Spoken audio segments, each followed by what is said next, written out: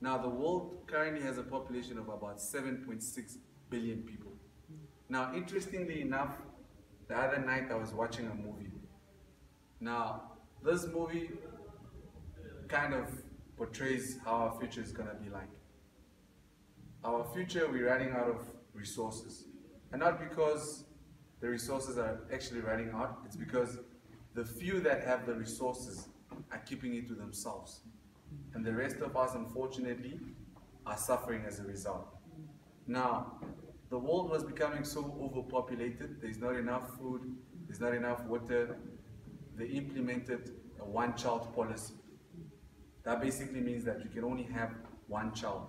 If you have more than one child, unfortunately that child will be taken to a child bureau, where apparently they will be kept for safekeeping.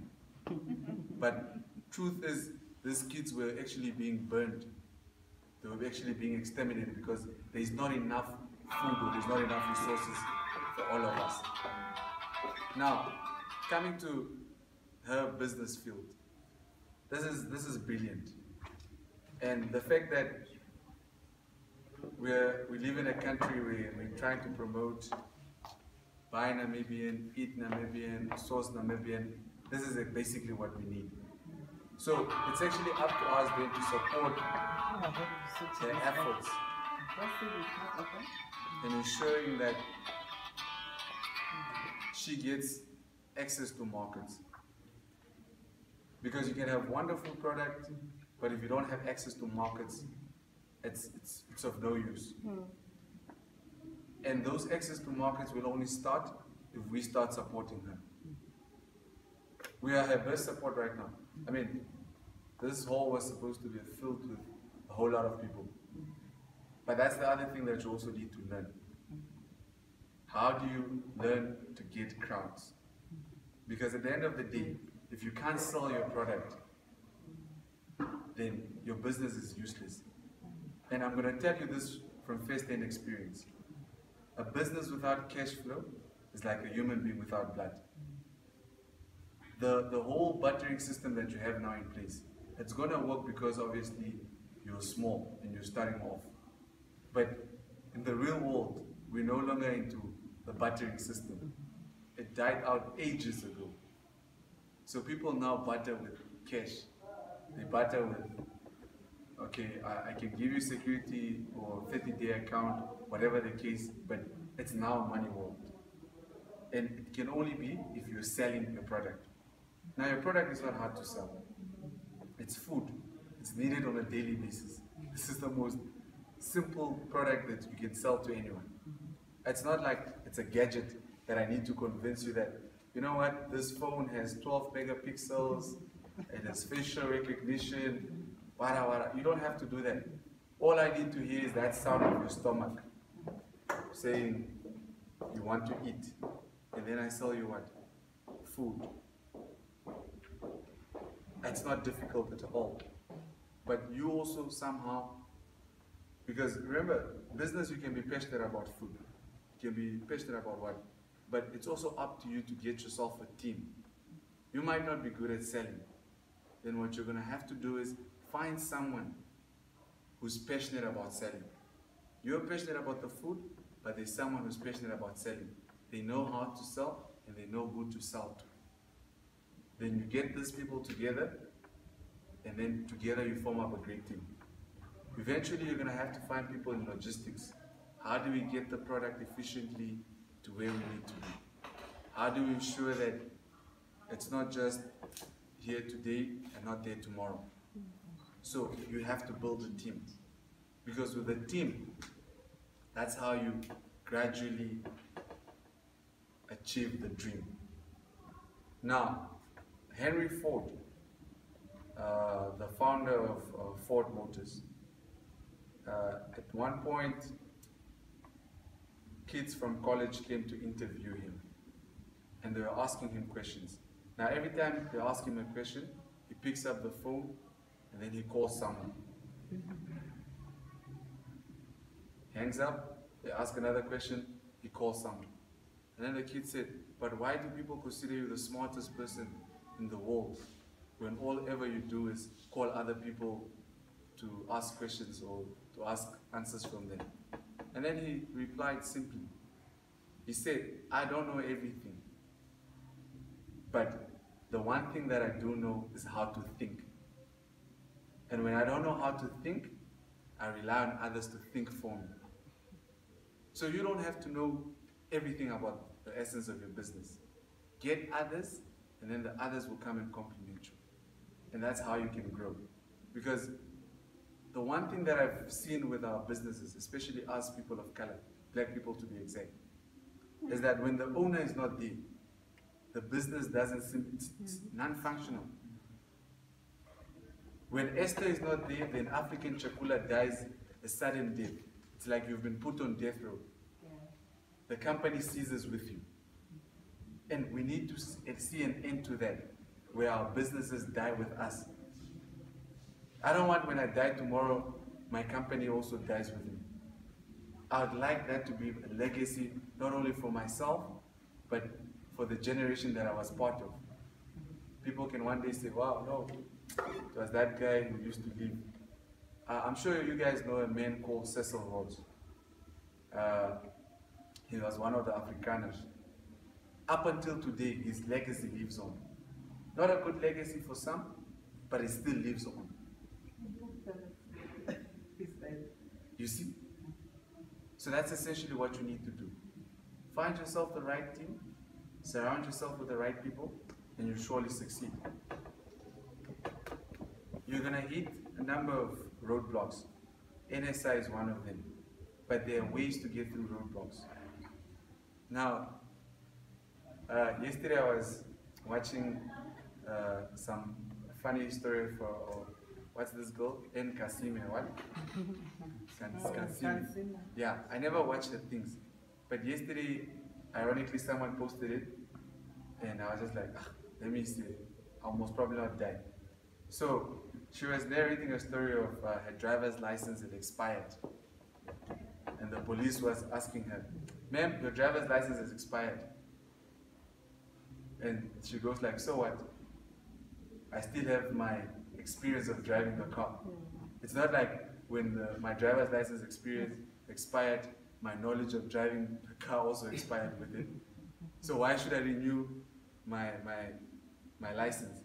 And then Kansime asked the police, do you have a grade 6 certificate? And the lady says, yes. Okay. Have you renewed it? Yeah, since then, have you renewed it? Yeah. So you don't have to renew it. So why I'm telling you this story is that at some point, you are going to hit those stumbling blocks.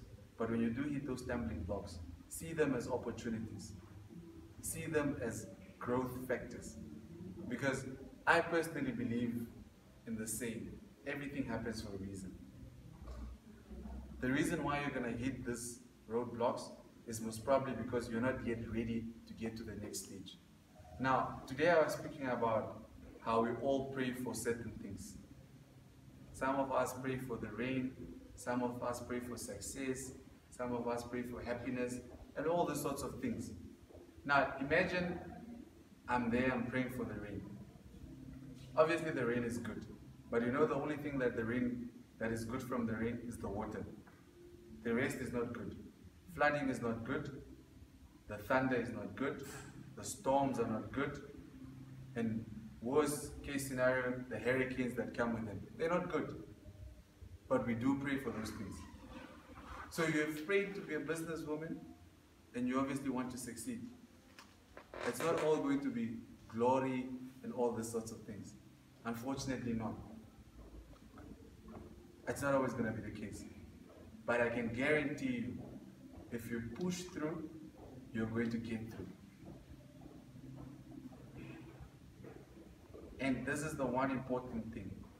Never allow others to define for you what success is. Because I already consider you a success. Being able to set up this within 6 months. Do you know how some of us struggled for years just to get a banner printed, fancy name, and all of these things? No, this is a fancy name. Chakula was like, what could this possibly mean? So you see, it all comes with these things. So it's all in your hands. The ball is literally in your hands. It's up to you. And you can be at the global stage that you want to be. There's absolutely nothing and no one stopping you. Just don't make excuses. You know, we live in a world where we often make excuses. There's not enough government support. There's not enough. Those are all excuses that we all tend to make for ourselves. But here's the unfortunate thing about excuses. When the landlord is coming to ask for those bills to be paid, you can't pay for them with your excuses. So, with that said, I can only wish you all the best. This is truly amazing. This is what we need to be seeing. Because what we don't understand is that if you look at many countries and their industries, they're all basically built on food, agriculture. This is a big industry. We can literally reduce unemployment to zero. Because when the farmers produce this, some of us can start setting up factories. We can start, I remember there was a time when somebody was producing cookies from Mahangu. But the possibilities of processing is just endless. These things can be processed into cakes. They can be processed into, I don't know what. Up until today, we still rely on other countries to supply us with butter and cheese and milk. While we've got cattle roaming around day and night. Some of them even eating up your Mahangu fields. Yes. No, that's the truth. Yes. But we don't often see the gold in our things. Yeah. We'd rather allow someone to come and see the gold in those things and exploit them. Imagine people coming from Dutch to come and start harvesting. I didn't even know that there's something sweeter than sugar cane. It's because sometimes we don't often read.